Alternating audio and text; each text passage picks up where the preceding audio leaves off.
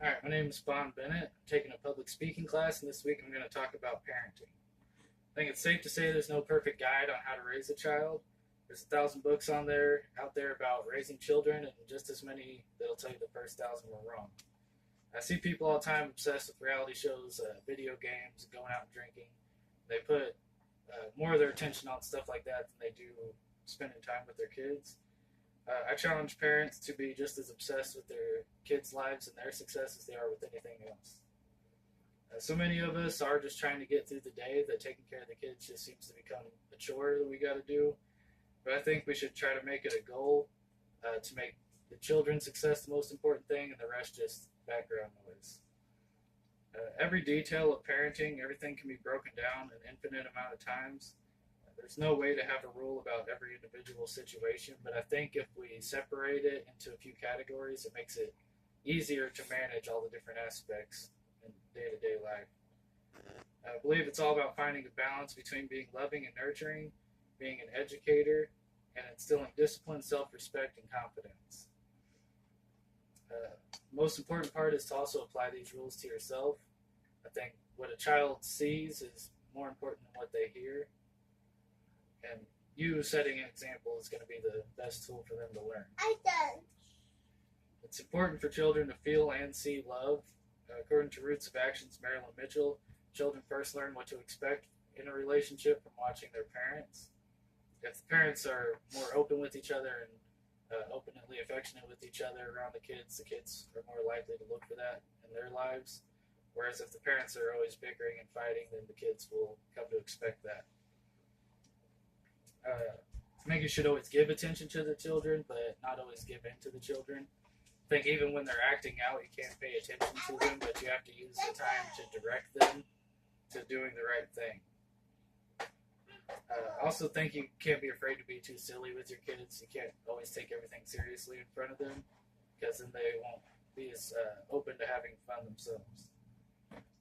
Aside from how to act emotionally, I think we should act as an educator to our children because we can give them attention they can't receive in school. As a parent, we're around the kids long enough to understand how they learn. So when we teach them how they learn, it helps them learn better, and it allows us to help them more at home. Margaret Mead said we should teach a child how to think, not what to think. We know the way our kids learn, so if we make learning at home more fun and less stressful, it'll help them when learning at school. I also think you should always answer their questions, whether they're very silly or very deep, to where you don't think they might not be old enough. You should always answer the questions.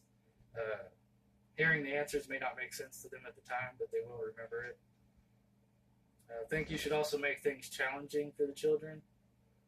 Dr. Harold S. Kopelwitz finds that challenges teach a child that it's okay to fail and how to learn to grow from failure and the joy of overcoming adversity. Some things can't be taught to children. They have to learn through personal experience. I think if you can instill rules and guidelines to help them navigate those times, it'll benefit them in the future.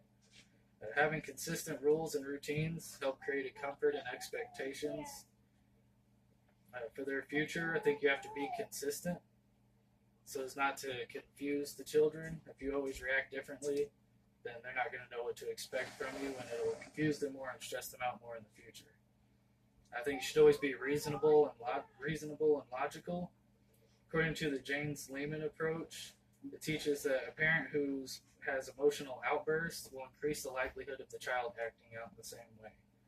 Whereas if you keep calm and just use reasonable rewards and punishments, it'll lower their stress levels in the future.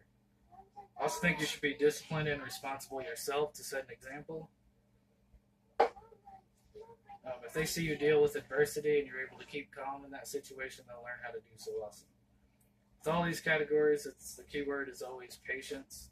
Anyone who's a parent knows that if you have kids, everything is all about patience.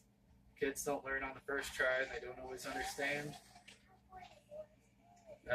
Dr. Gail Gross says staying calm will reduce stress in your child's future as well. They won't be as stressed out when faced with struggles in the future if you're able to stay calm when you're struggling.